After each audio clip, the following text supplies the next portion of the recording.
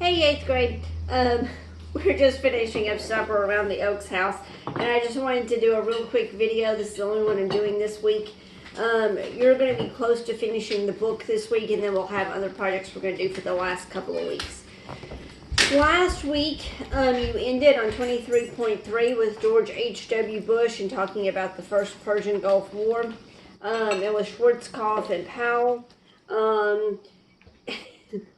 And then you finished by reading Domestic Affairs, and as my husband's just glancing at the book, he just starts laughing because, as we've talked about, the Abeka curriculum can be very biased, and that's very obvious in this section here that we just read. In 23.3, and it's going to be true as we go through the rest of the chapter. Before we do much more with history, though, I want to give a little literature plug. Don't forget that if you have not finished Shadow Spinner, today's Monday, you need to be finishing it up today, tomorrow at the absolute latest, and start working on Prince Caspian so that you can have Prince Caspian completely done by May the 18th. Remember, you should have turned in about 3/4 of the Shadow Spinner literature packet. That's about how much I'm going to grade.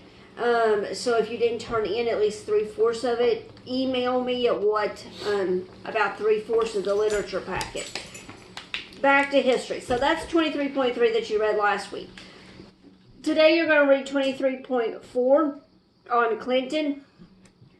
If you make any comments, Wes, make sure they're appropriate and not overly biased and snarky.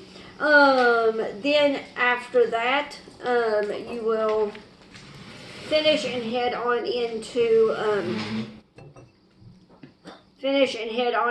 chapter 25. Oh, yes, here it is. Also, remember, with Clinton, you have Terrorism Threatens America, with Timothy McVeigh and the bombing in Oklahoma City.